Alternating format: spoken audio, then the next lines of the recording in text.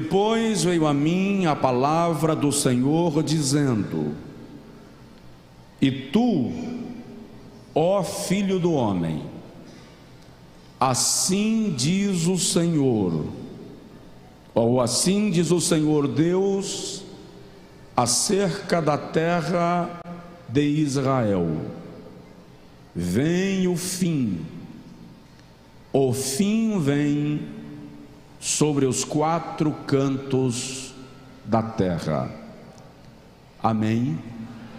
Eu estava falando para os irmãos que da década de 70 eu não lembro, da década de 80 eu já tenho algumas memórias, que com muita frequência a igreja ouvia falar sobre o arrebatamento, sobre a vinda de Jesus para levar a igreja à sua glória. Essa semana eu estava ministrando num congresso em Governador Valadares, sexta-feira à noite e ontem pela manhã, e conversando com alguns pastores amigos que estavam presentes no congresso, eu fiz menção para eles que a igreja da década de 80 conhece, ainda que não a fundo, a doutrina do arrebatamento. Meu retorno mudou drasticamente, gente, pelo amor de Deus.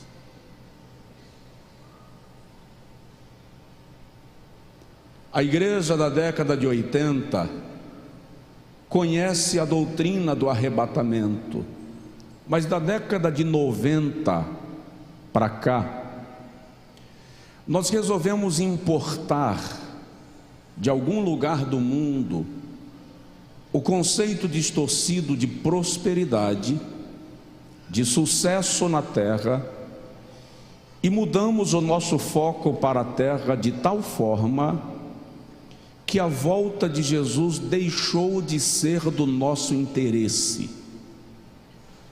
Os acontecimentos estão anunciando que Jesus está prestes a voltar, e como nunca, a parábola das 10 virgens é muito real no nosso tempo, porque hoje, tanto as virgens loucas quanto as virgens prudentes estão de fato adormecidas, entretidas com o mundo, ocupados demais com a terra para querer o céu.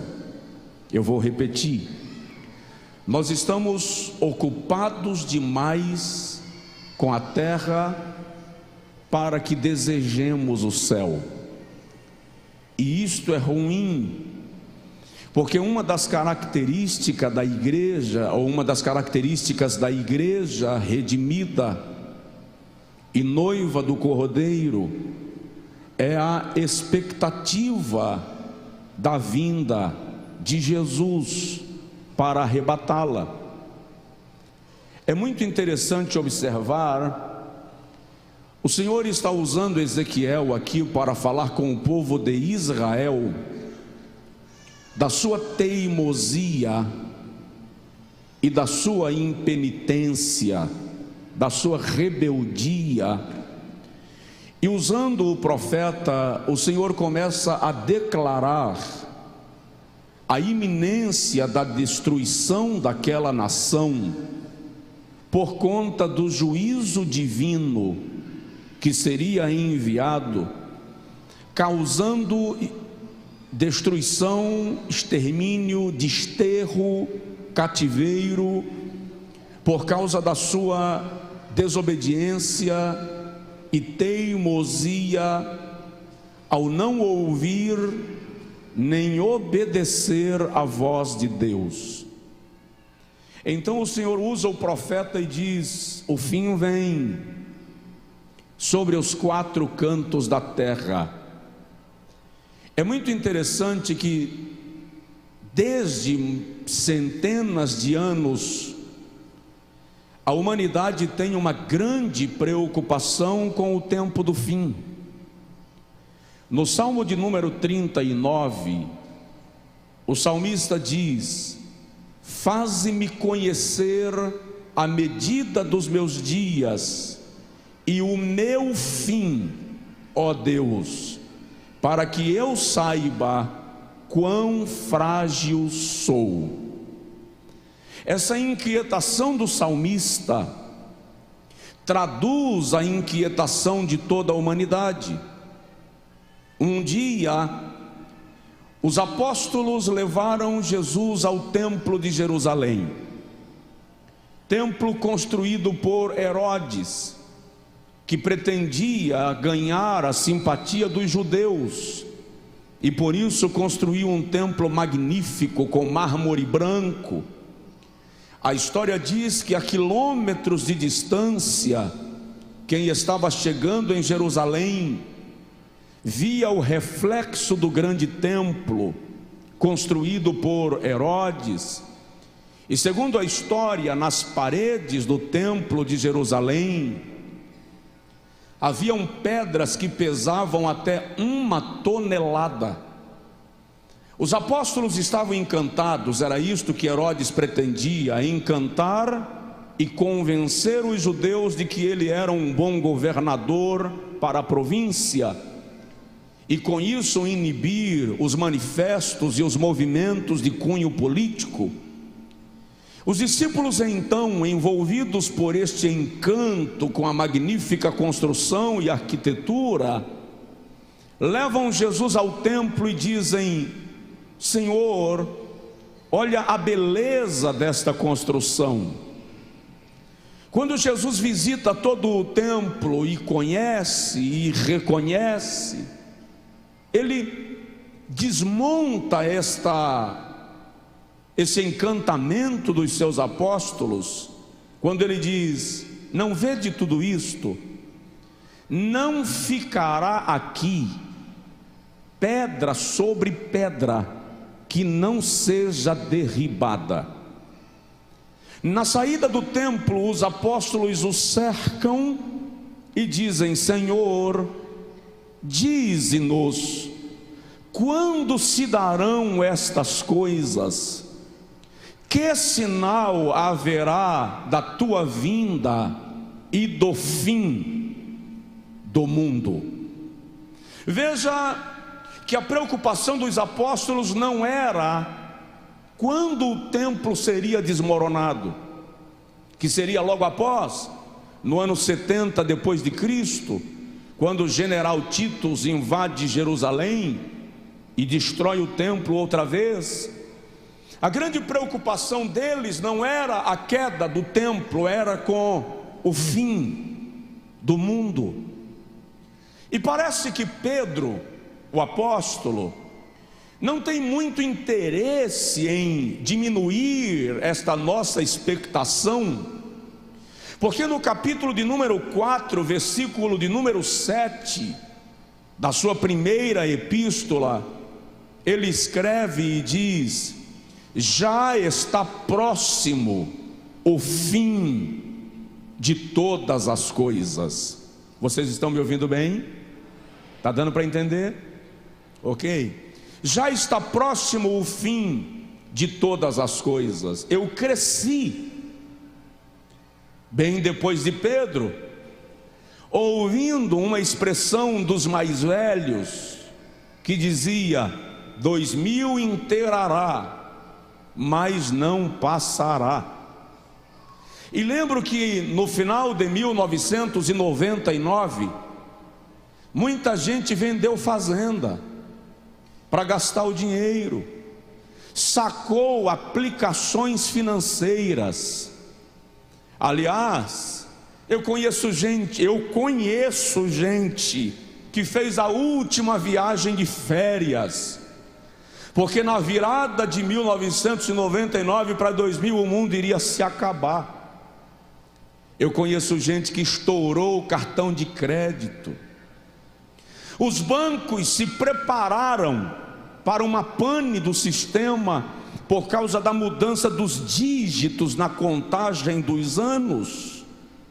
Havia uma expectativa em relação ao ano 2000, mais 17 anos já se passaram e o mundo não se acabou ainda. E o detalhe é que essa expectativa dos mais velhos da nossa geração em relação ao ano 2000 não era uma preocupação barata. Cronologicamente, a cada 2000 anos em média da história da humanidade, ocorreu alguma coisa de impacto global.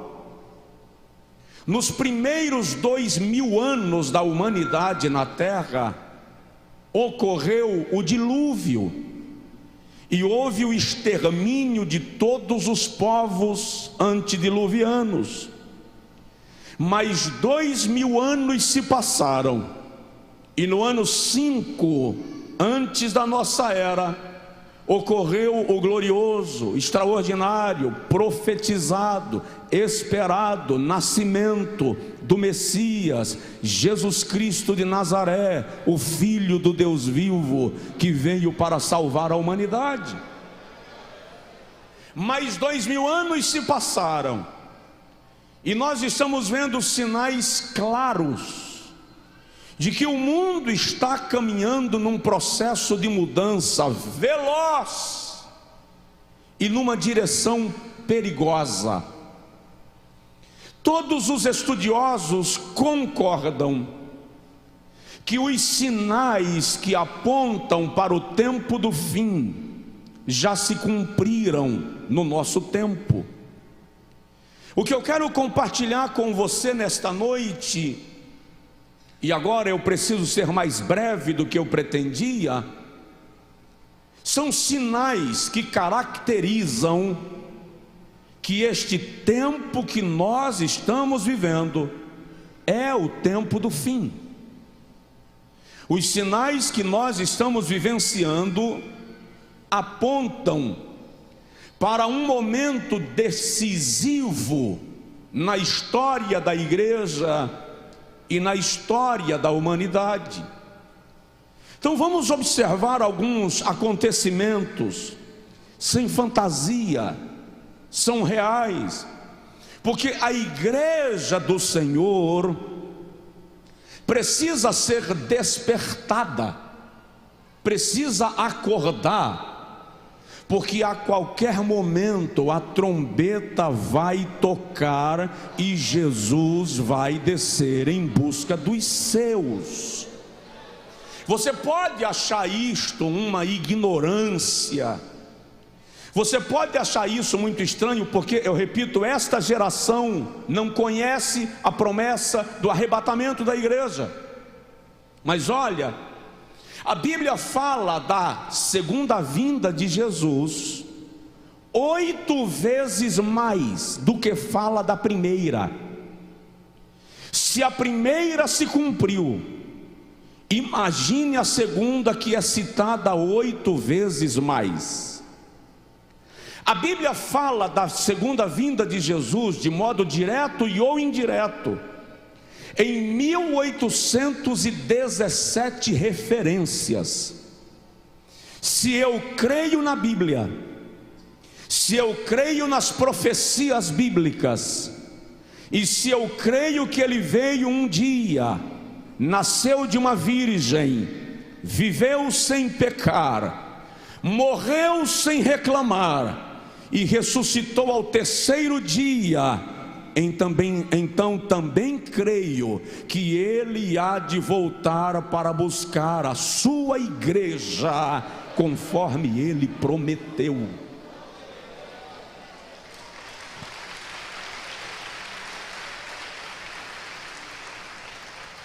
Então, vamos observar que nós estamos no tempo do fim. Primeiro sinal que eu quero pontuar contigo nesta noite é o aumento considerável da corrida tecnológica. O aumento considerável da corrida tecnológica. Se o irmão analisar isto, vai perceber que o celular que está no seu bolso na sua bolsa, 30 anos atrás, era ficção científica.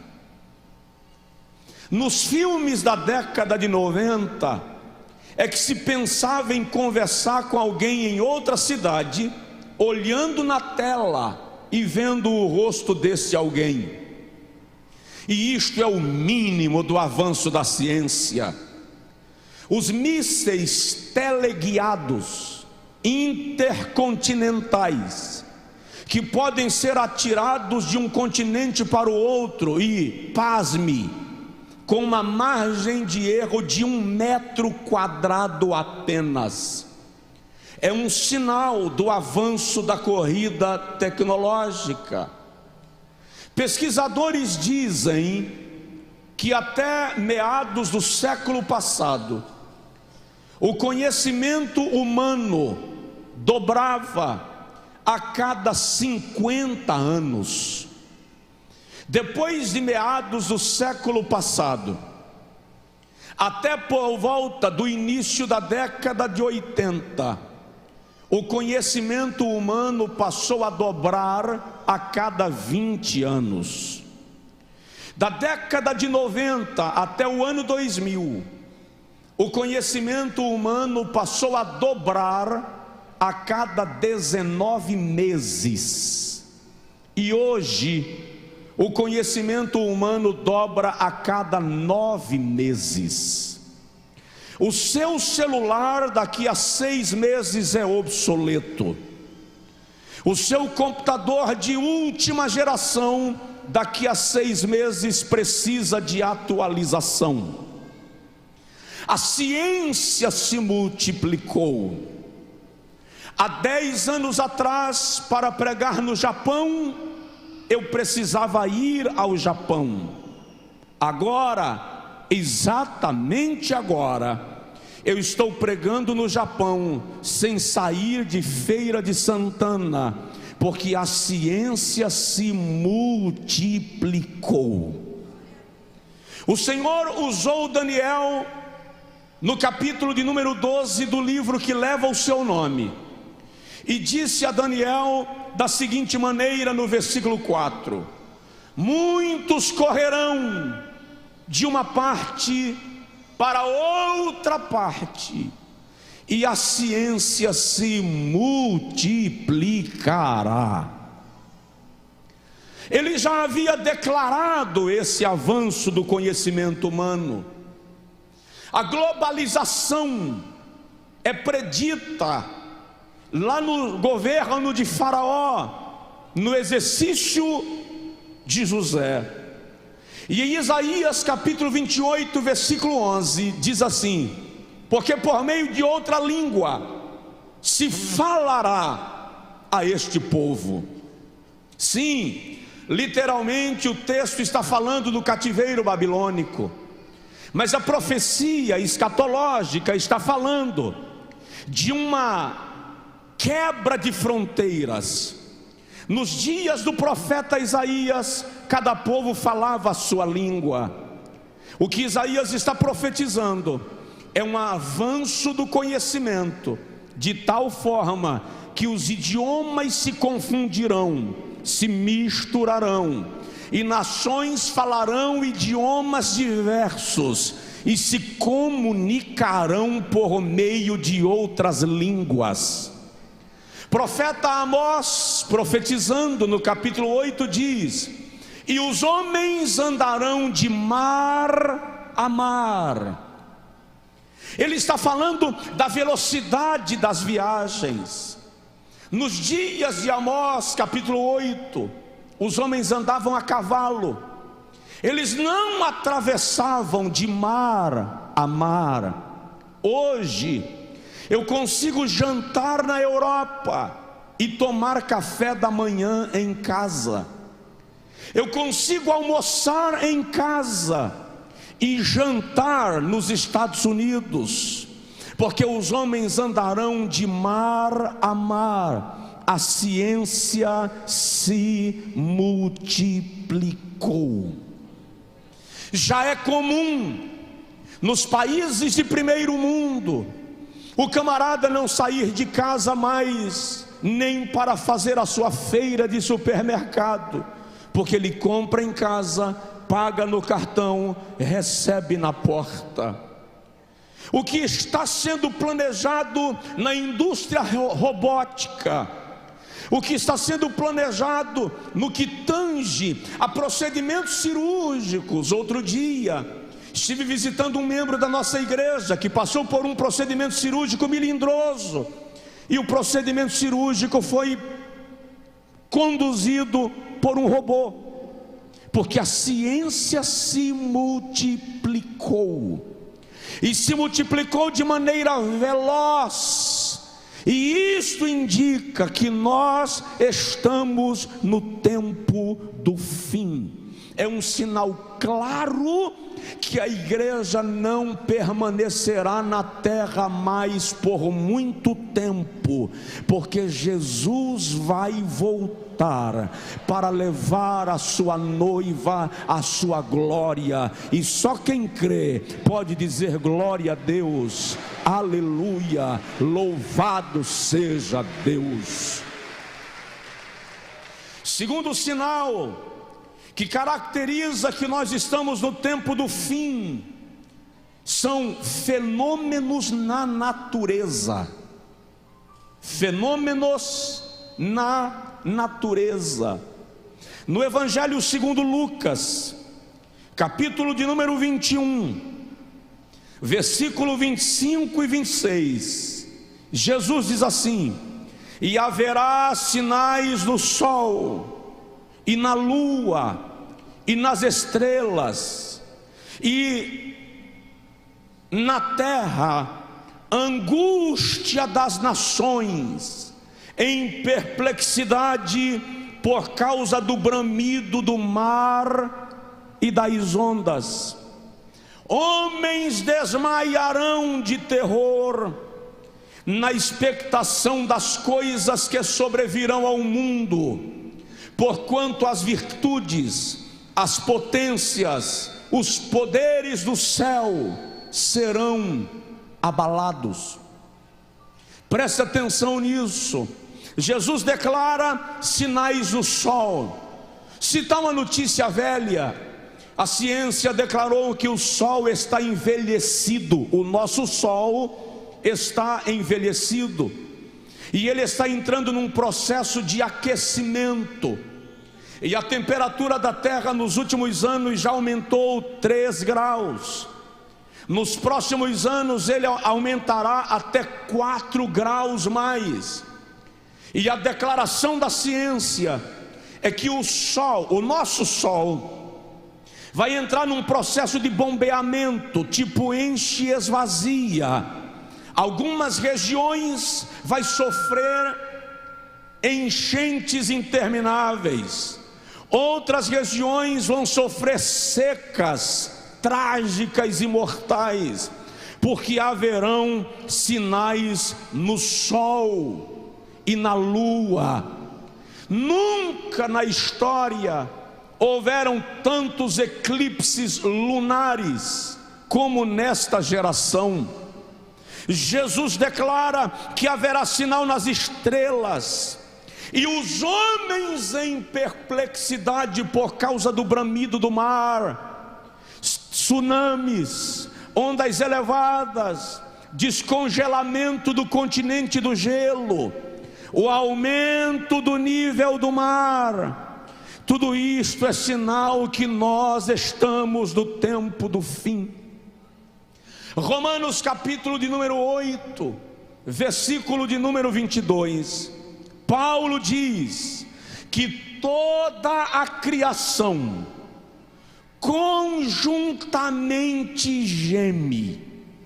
Vou repetir: toda a criação conjuntamente geme e está com dores de parto, aguardando o dia da nossa redenção, a saber, o dia da glorificação do nosso corpo. A natureza está declarando que nós estamos no tempo do fim. Nunca tantas medidas ambientais foram tomadas pelos governos, e nunca elas foram tão desrespeitadas como na nossa dispensação. Jesus vai voltar, e o trágico é que a igreja está brincando de ser crente, é que o cristianismo que nós praticamos já não é o cristianismo bíblico. A nossa fé é mais uma fé de status social que uma fé que traduz compromisso, fidelidade e aliança com Deus. E esse é o tempo de a igreja mudar, esse é o tempo de a igreja acordar, esse é o tempo de levarmos a vida cristã mais a sério, esse é o tempo de nos prepararmos para entrar nas mansões celestiais pelas portas, porque Jesus vem, Jesus vem, Jesus vem. Provoca seu vizinho e diz para ele assim: e pode ser hoje, e pode ser hoje. Estou agilizando. Terceiro sinal que nós estamos no tempo do fim é a depreciação dos bons costumes. Os valores morais estão em franca queda. Os valores absolutos estão se tornando relativos. O certo está se fazendo errado, e o errado está se tornando certo. O pecado já não é mais pecado, santidade é ridículo. Nós estamos vivendo um tempo de confusão moral em níveis tão exacerbados que algumas cenas são assustadoras no nosso tempo. O apóstolo Paulo descreve isto na primeira carta a Timóteo, capítulo de número 3, versículo de número 1 ao versículo de número 5. Segunda carta a Timóteo, capítulo 3, versículo 1 ao 5. Sabe, porém, isto, que nos últimos dias sobrevirão tempos trabalhosos, tempos penosos, tempos sofríveis, porque haverá homens amantes de si mesmos, avarentos, presunçosos, soberbos, blasfemos, desobedientes a pais e mães, ingratos, profanos, sem afeto natural,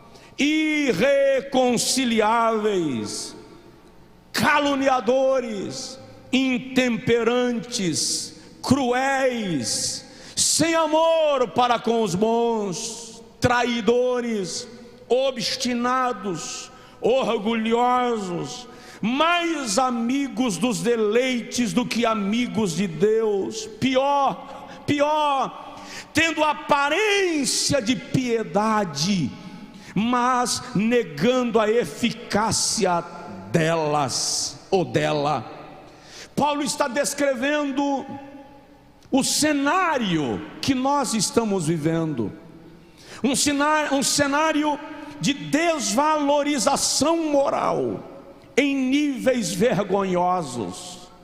Na epístola aos Romanos, capítulo 1, versículo de número 22 até o versículo 27, você está me ouvindo bem? Epístola aos Romanos, capítulo 1, versículo 22 a 27, diz assim, olha lá: dizendo-se sábios, tornaram-se loucos, e mudaram a glória do Deus incorruptível, em semelhança da imagem do homem corruptível, e de aves, e de quadrúpedes, e de répteis. Por isso também Deus os entregou às concupiscências de seus corações, à imundícia, para desonrarem seus corpos entre si, pois mudaram a verdade de Deus em mentira, e honraram e serviram mais a criatura do que ao Criador, que é bendito eternamente. Amém. E Paulo diz: por isso Deus os abandonou às paixões infames, porque até as suas mulheres mudaram o uso natural, no contrário à natureza. E semelhantemente também os homens, deixando o uso natural da mulher, se inflamaram em sua sensualidade, uns para com os outros, homens com homens, cometendo torpeza e recebendo em si mesmos a recompensa que convinha ao seu erro. Pergunta básica: você conhece esse filme? Já viu essa cena? Ela aponta para o nosso tempo, sim ou não? Nós estamos numa época amarga, melindrosa. Presta atenção nisso. O cerco está se fechando para a igreja na terra. O corredor está se apertando. A sensação que eu tenho agora enquanto prego é que talvez vocês não estejam entendendo quase nada do que eu estou dizendo. Eu estou lhes vendo parados, quietos, como se eu estivesse trazendo a notícia de um terremoto que vai acontecer depois do culto. Presta atenção, o terremoto já está acontecendo agora. A terra está tremendo debaixo dos nossos pés. Os demônios se levantaram com força na terra. A humanidade perdeu a noção de valores. E eu lhes digo com total ênfase: não há mais espaço para a igreja na terra. Não há mais lugar para a noiva do Cordeiro aqui. Jesus vai voltar e levar a sua igreja à glória.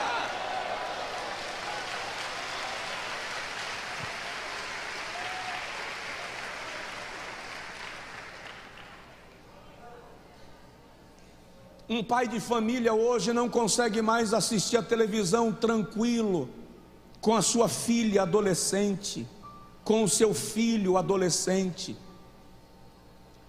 Estão tentando defender uma prática de abuso infantil, que até um dia desse se chamava de pedofilia, agora estão chamando de arte. É interessante, um menino de 16 anos não pode ser julgado e condenado pelos seus crimes, mas querem que um menino de 4 anos tenha direito de decidir a mudança do seu sexo. Não tem maturidade com 16 para responder pelos seus crimes, e tem maturidade com 4 para decidir mudança de sexo. Ou seja, o mundo está em reverso. A humanidade caminha na contramão. E o pior é que a igreja, repito, está brincando de fé, está brincando de ser crente. Querido, presta atenção. Nós somos privilegiados espirituais, com as nossas crianças sendo orientadas em salas específicas. Se nós bem pararmos para pensar nisso, nós vamos investir pesado na formação espiritual deles. Privilegiados em nossos adolescentes assentados na bancada da igreja. Ainda que eles deem trabalho, causem preocupações, nós os queremos aqui e não perambulando num mundo que perdeu a referência de vida cristã. A depreciação dos bons costumes é um sinal que nós estamos no tempo do fim. E é muito incrível que você precisa respeitar o direito do homossexual, mas o heterossexual não tem o seu direito respeitado mais.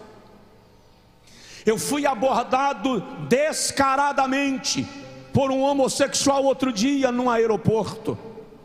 E quando eu disse a ele, sou heterossexual, ele se sentiu ofendido e disse, você tem que respeitar o meu direito. Eu levantei, mas levantei muito macho, e disse para ele, ô imbecil, tu tem direito e eu não, tu tem espaço e eu não, me respeita, rapaz, sou cidadão como tu. Ou seja, a sociedade está tão virada de ponta cabeça, que está chegando um momento que ser heterossexual está ficando constrangedor. A ideia é essa. Infelizmente, eu cheguei em Lisboa com o pastor Miguel e perguntei para ele, você reservou 2 quartos de hotel? Ele disse, não senhor, reservei só um. Eu disse, tu vai ver, a recepcionista vai perguntar se a gente quer uma cama de casal. Pastor Miguel fez assim, aonde? Eu disse, tu vai ver. Quando estávamos fazendo o check-in, a recepcionista perguntou, vocês querem uma cama de casal ou 2 camas de solteiro? Eu olhei para Miguel e disse, eu te falei, Branquelo, sem ser racista, tá? Eu disse para ele, eu te avisei, porque nós estamos numa geração que mudou o conceito, que pensa diferente, e o pior, o espaço está sendo reduzido para você se expressar dentro das suas convicções. Eu repito, o cerco está fechando, e eu repito, a noiva está sendo preparada pelo Espírito Santo.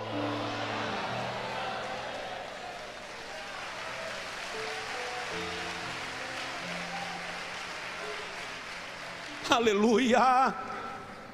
Deixa eu concluir, tinha muito mais para falar, mas o quarto sinal que nós estamos no tempo do fim é o aumento da necessidade de vigilância.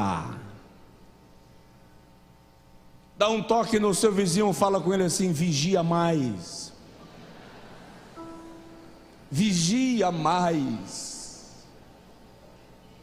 O diabo não está vindo com chifres, cauda com uma seta na ponta e presas proeminentes lançando fumaça das narinas.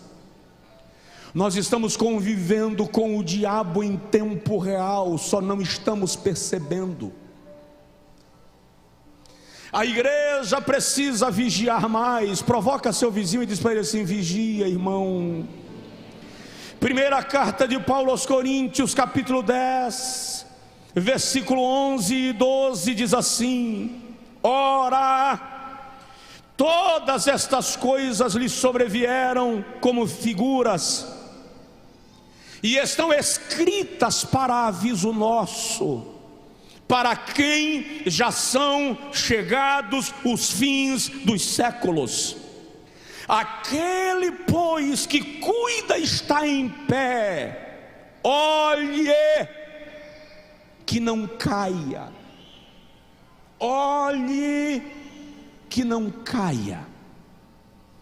Em Mateus capítulo 26, versículo 41, Jesus disse, vigiai e orai, para que não entreis em tentação. O espírito na verdade está pronto, mas a carne é fraca.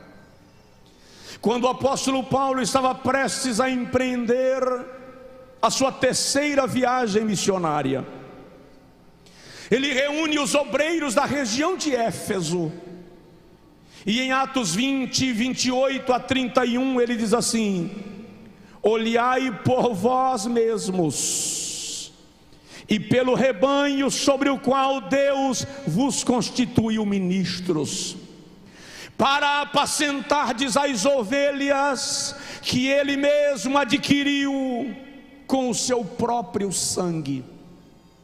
Aí Paulo diz, porque eu sei que depois da minha partida entrarão no meio de vós lobos cruéis, pararão o rebanho. E dentre vós mesmos se levantarão homens presunçosos, querendo atrair discípulos após si. Aí Paulo diz: vigiai, e não vos esqueçais que por 3 anos não cessei, noite e dia, de admoestar com lágrimas cada um de vós. Esse é tempo de vigilância absoluta. Cuidado com as armadilhas das facilidades. Cuidado com o cristianismo sem cruz. Cuidado com a santidade sem normas. Cuidado com a Bíblia que não é aplicada. Cuidado com a religião sem a experiência com Deus. Cuidado com esta fé que não prega compromisso. Cuidado com a ideia de igreja onde é proibido proibir, porque todo mundo tem vontade própria e faz o que quer. Cuidado com o hedonismo. Cuidado com a prioridade nos prazeres próprios em detrimento da realização da vontade de Deus. É tempo de vigilância. É tempo de observância dos princípios bíblicos. É tempo de parar de brincar de igreja. É tempo de parar de brincar de ser crente. É tempo de parar de brincar de culto. É tempo de parar de tomar a ceia do Senhor e depois ir para a mesa do bar, encher a cara de bebida alcoólica. É tempo de mudança, é tempo de santidade, é tempo de ajuste, é tempo de arrumação, é tempo de repensar a vida cristã. É tempo. É tempo.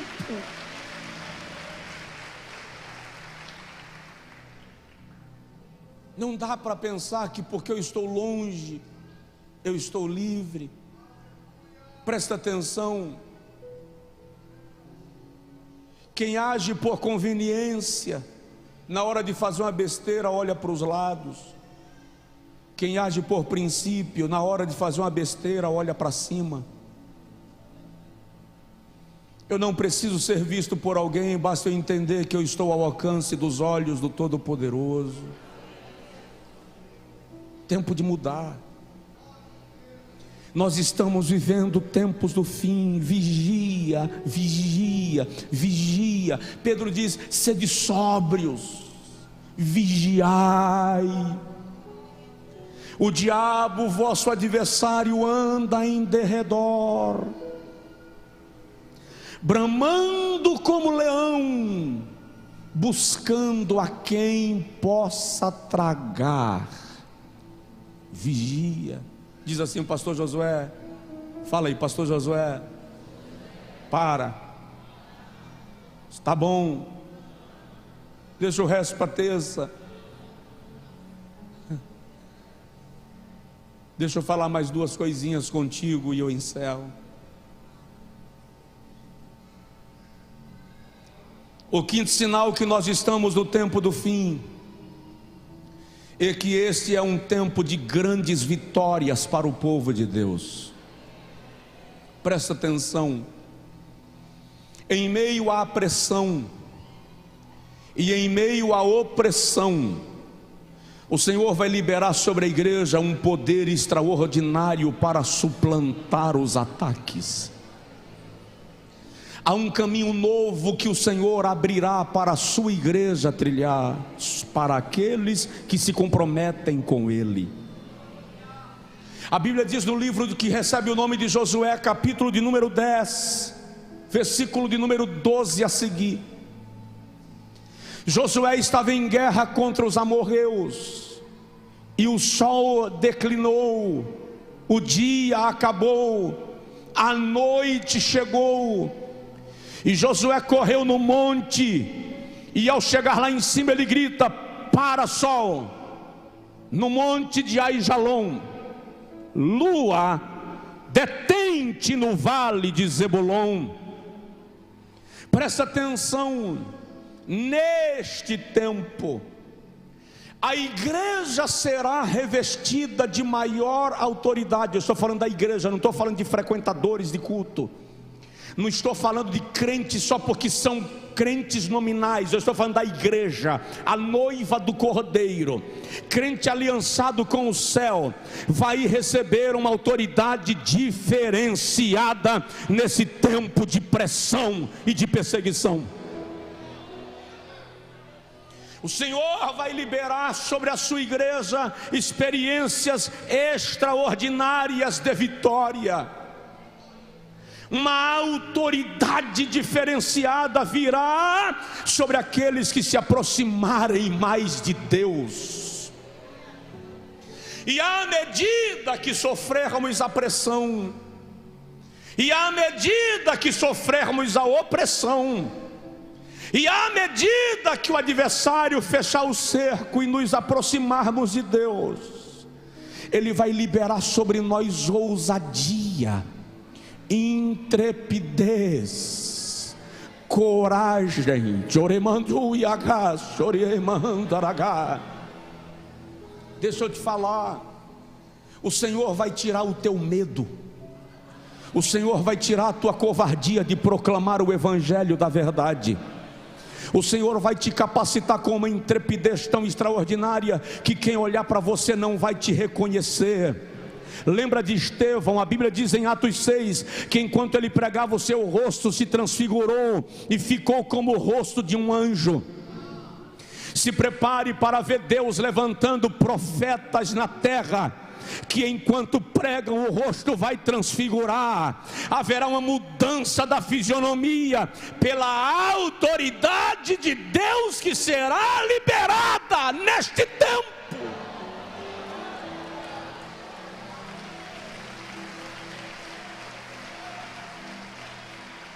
Aleluia! Sacode o seu vizinho e diz para ele: é tempo de vitória. É tempo de vitória. É tempo de vitória.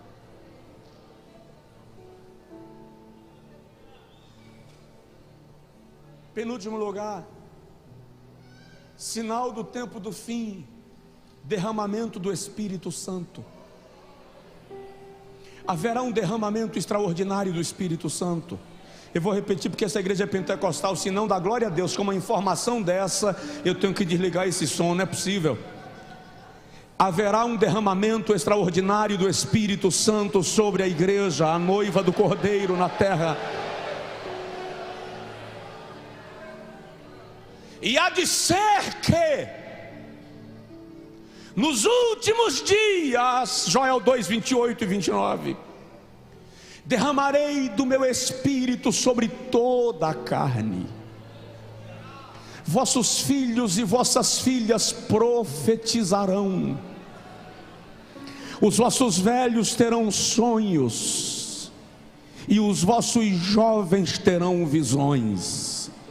E até sobre os servos e sobre as servas derramarei do meu Espírito naqueles dias, diz o Senhor dos exércitos. Embora há quem diga que não,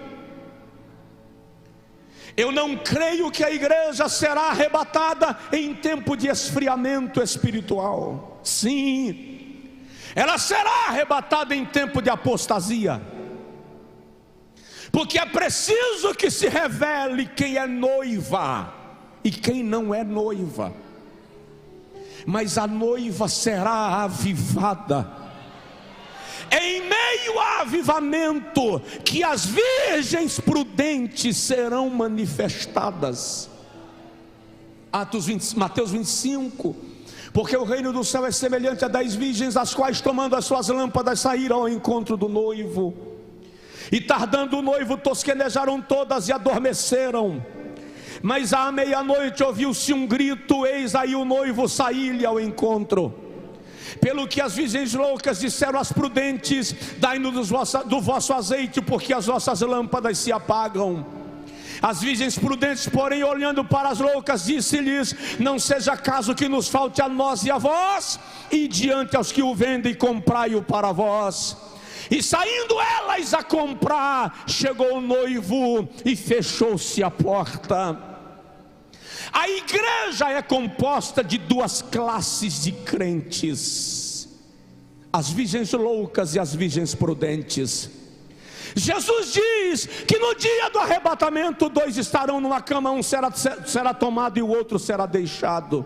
Dois estarão no campo, um será tomado e o outro será deixado. Dois estarão na moinha, um será tomado e o outro será deixado. Significa dizer que tem muita gente na igreja que canta, que prega, que participa de culto, que pastoreia, que faz parte do coral, que é dizimista, que é ofertante, que faz parte de louvor, que é ativo, mas não é noiva. Está aventurando vida religiosa, está brincando de igreja, está enganando a si mesmo e maquiando a sua própria vida.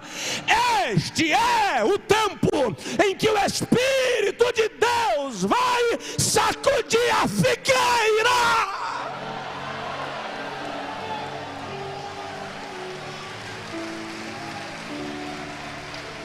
A figueira vai balançar, irmão. A figueira vai sacudir. Essa pressão doida está vindo para que nós definamos quem somos. Essa pressão está vindo para que a gente decida quem somos. Se nós somos noiva ou apenas aventureiros da viagem para o casamento. Porque não basta ir a um casamento, é preciso ter convite para entrar na recepção. Se você for à recepção e não tiver convite, alguém vai olhar na lista e vai dizer: seu nome não consta.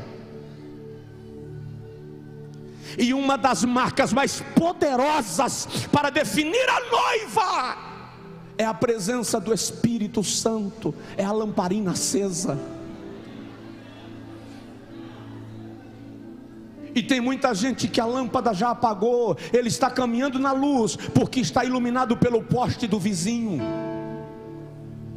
Enquanto o poste do vizinho está aceso, eu tenho luz na minha porta e não percebo que a minha lamparina já apagou. Mas quando o vizinho for retirado, então eu percebo que as minhas lamparinas estavam apagadas. Cristianismo Sem Fronteiras, Igreja de Feira de Santana, quem me ouve pela internet, a igreja precisa mudar. A igreja precisa se comportar como noiva. Segura lá, noiva, não é prostituta. A igreja é igreja, não é mundo. Jesus vem buscar a igreja.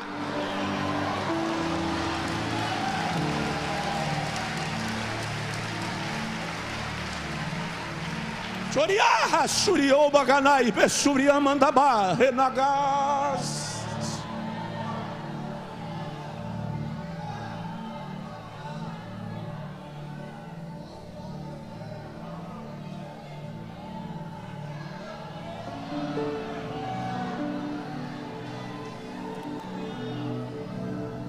Serebaganagai, o Subireman, Zuya, Zuria, Ganebiavagai. O fim vem, o fim vem. Dizer para o seu vizinho: o fim vem. Acaia Kosui Hansuri me begai, Hasori o de Hansuri begai.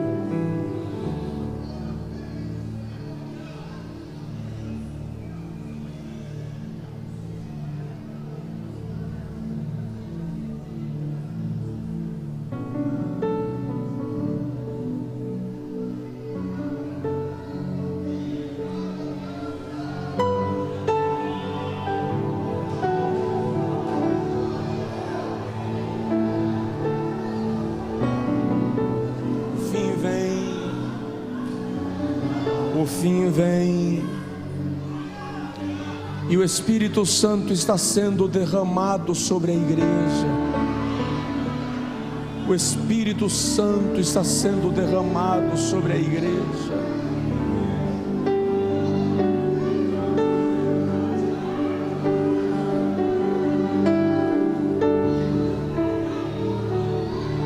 de renovo.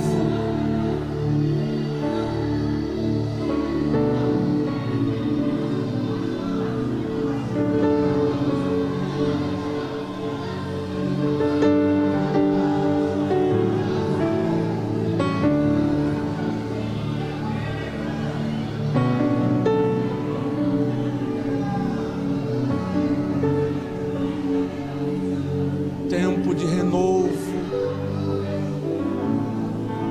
Tempo de renovo.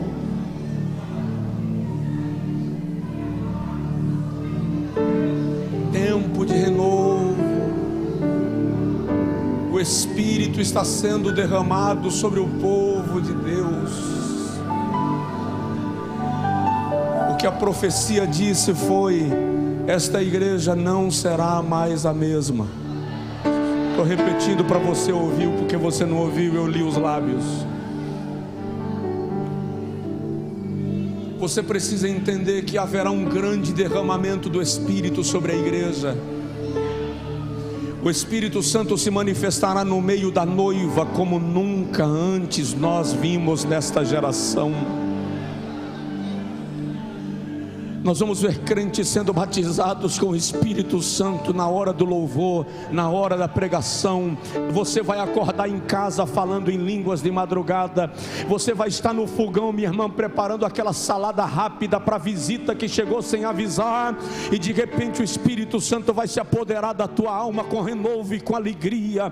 Você, meu irmão, vai estar dirigindo, vai estar no seu escritório, no seu consultório, no andame de pedreiro, vai estar lá na sala de aula, e a sua alma vai vibrar em Deus. E você tem lugar que nem pode falar em línguas, porque os alunos estão na frente, mas a graça vai te encher, e a presença de Deus vai encher o lugar.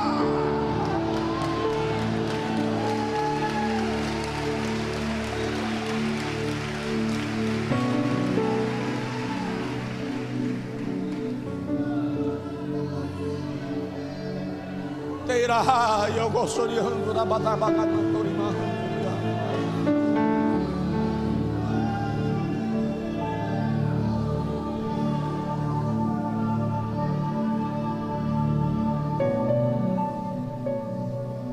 Eu vou terminar. Esse é um tempo de aumento da esperança da igreja.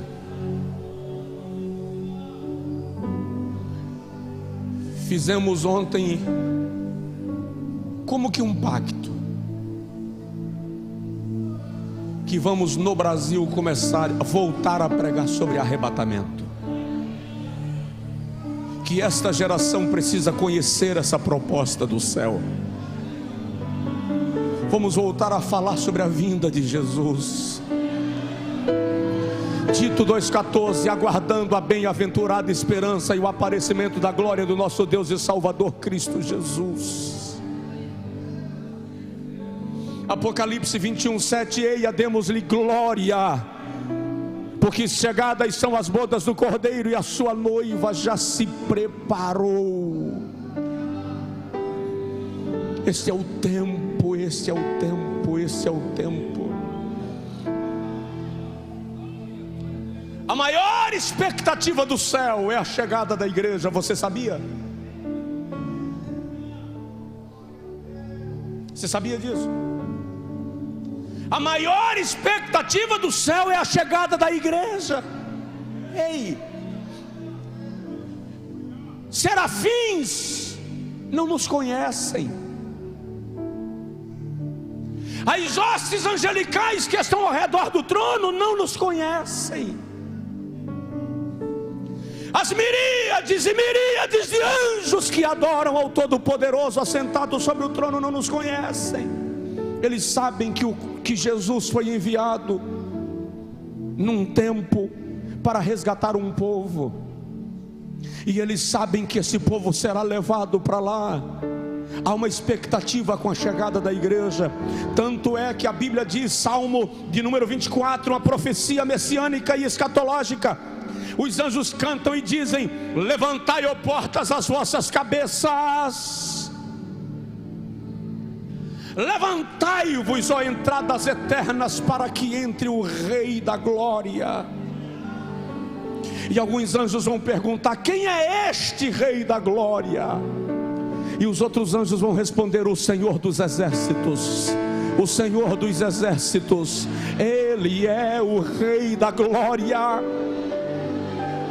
Todo mundo aqui já foi numa cerimônia de casamento e sabe que a maior expectativa não é a chegada do noivo.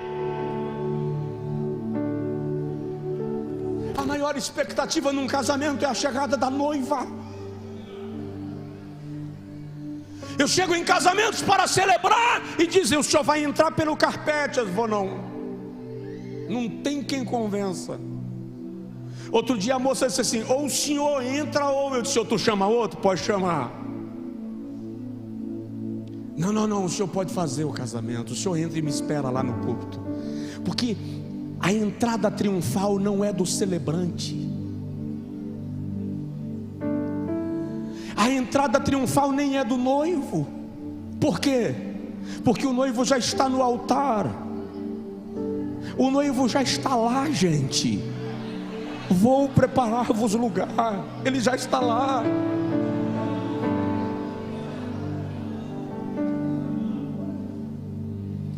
Mas quando o tempo se cumprir, quando o relógio de Deus cruzar os ponteiros, e o pai olhar nos olhos do filho,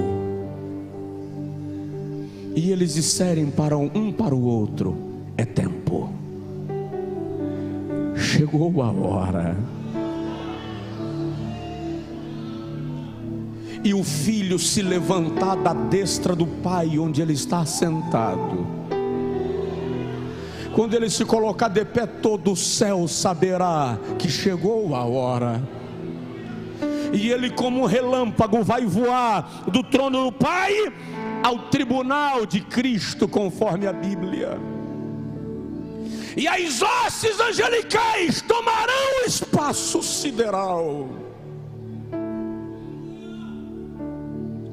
E o alarido ecoar. E quando o alarido ecoar, os crentes de todas as épocas que morreram e estão no paraíso descerão em busca dos seus corpos para se apropriarem. E quando eles se apropriarem dos seus corpos e restos mortais, o corpo ressuscitará glorificado. E a voz do arcanjo vai tocar para Israel, dizendo: o Messias está chegando. E a trombeta de Deus ecoar no mundo. Todos os crentes em todos os lugares ouvirão o chamado do noivo. E o Espírito Santo, que é o amigo do noivo, vai tomar a igreja e subir com ela ao encontro do Senhor nos ares. Eu tenho certeza que a essa altura a glória do Senhor já ofuscou todos os demônios. Eles estarão atordoados, aturdidos, perdidos, e a igreja vai subindo ao encontro de Jesus. E quando nós o encontrarmos, a sua voz, como a voz de trombeta, vai dizer: vinde benditos de meu Pai, possuí por herança o reino que vos está preparado desde a fundação do mundo. Tem que pregar mais isso, é muito lindo, é muito gostoso.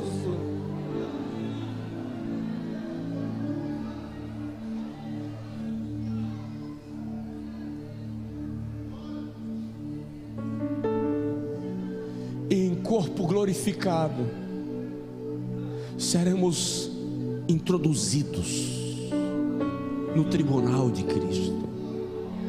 Isso a gente fala em outro momento. O fato é que a nossa esperança tem que estar viva. Você está aqui, mas você não é daqui. Fica de pé, por favor.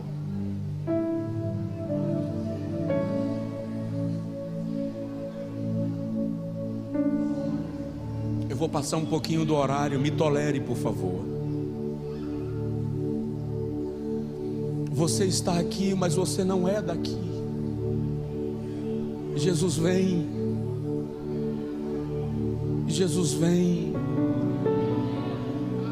Jesus vem.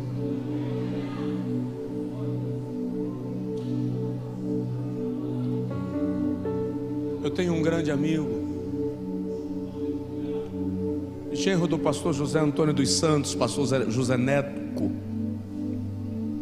O pastor José Neco foi presidente da igreja de Alagoas durante muitos anos, mais de 20 anos. E era o presidente das Assembleias de Deus da região Nordeste. Quando ele reuniu todos os filhos do hospital em São Paulo, prestes a falecer, e deu orientações a cada um dos filhos. Levantou, foi no toalete, voltou, deitou na cama, e quando ele suspirou, a filha gritou com Deus e disse: não, e começou a clamar que o Senhor não o levasse. E o genro dele me disse que ele olhou para a filha e fez psh, sem desespero, todo mundo tranquilo. Chegou a hora, ele já está vindo me buscar, mas não precisa se angustiar, não vai demorar muito, nós vamos estar juntos de novo. Tem calma. Fechou os olhos, respirou e partiu. Jesus vem. A sensação que eu tenho agora, eu não sei se vocês estão conseguindo ter um reflexo disso, mas a sensação que eu tenho agora é da presença de Deus muito clara.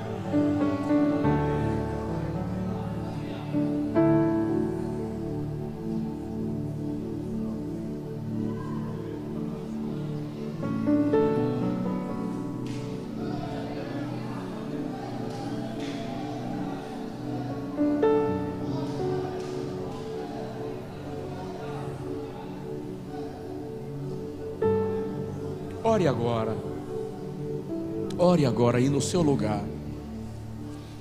Conversa com Deus e diz para Ele aí: toma minha vida, domina a minha vida, possui a minha vida, domina, enche, santifica. Diz para Deus: eu quero estar pronto, eu quero estar pronto, eu quero estar pronto. Pede para Ele envolver sua alma.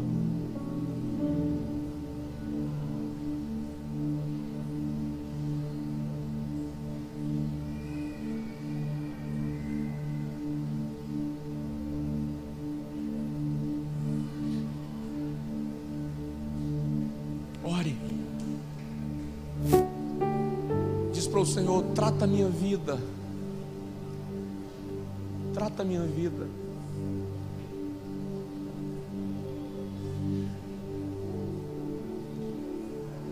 Se tem algo que você gostaria de dizer tão particular seu com Deus, diga agora.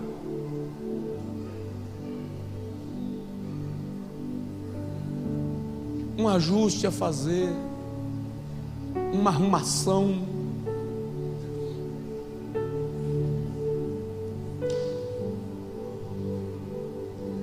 O céu é tão melhor.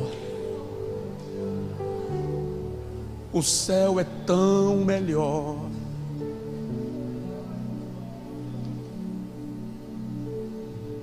O céu é tão melhor. Espírito de Deus, derrama agora sobre a tua igreja um sentimento de glória. Eu vou fazer um apelo diferente agora. Aquele irmão e irmã que não tem mais ou nunca teve certeza da sua salvação. Você está na igreja, você vive uma vida cristã piedosa, mas você não sente no seu íntimo convicção de salvação. Sai do seu lugar e vem aqui também, que eu quero orar por você. Pode vir sem se sentir constrangido. Sai do seu lugar. Vem. Eu não estou lhe convidando agora para entregar a sua vida a Jesus, você já entregou, mas você vive um desafio constante de dúvida, de incerteza, de medo. Tem mais gente, as pesquisas me dizem que tem mais gente. As pesquisas me dizem que 50 e alguns % dos evangélicos brasileiros não têm certeza de salvação. Sai do seu lugar, eu vou orar por você, para o Espírito Santo gerar isso na sua alma.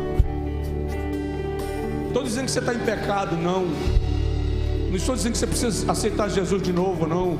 Estou dizendo que eu quero contigo que o Espírito Santo gere essa convicção em sua alma, essa paixão em sua alma.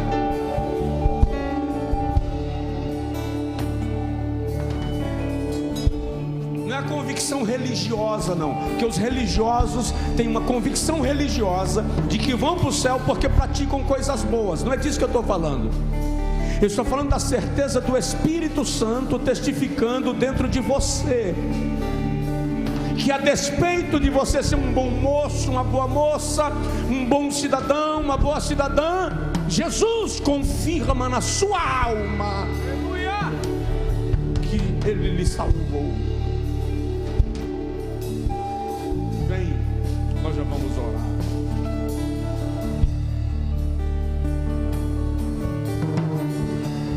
Depois dessa oração a gente canta de novo esse louvor, toda a igreja cantando, toda a igreja declarando. Aí você não sai no meio do louvor, nós temos em seguida o ofertório e a conclusão do culto. Pai, aqui estão pessoas entregando a Ti os seus corações, atraídas a Ti pelo Espírito Santo. Eu quero pedir que o Teu Santo Espírito testifique no coração delas, confirme que eles estão sendo recebidos por filhos e filhas. Registra seus nomes no teu memorial, Senhor. Mas aqui à frente também estão irmãos e irmãs, piedosos, piedosas. Nos assentos, alguns que não quiseram vir, Senhor, por questões de reserva, de timidez. Fica com ele, fica com ele.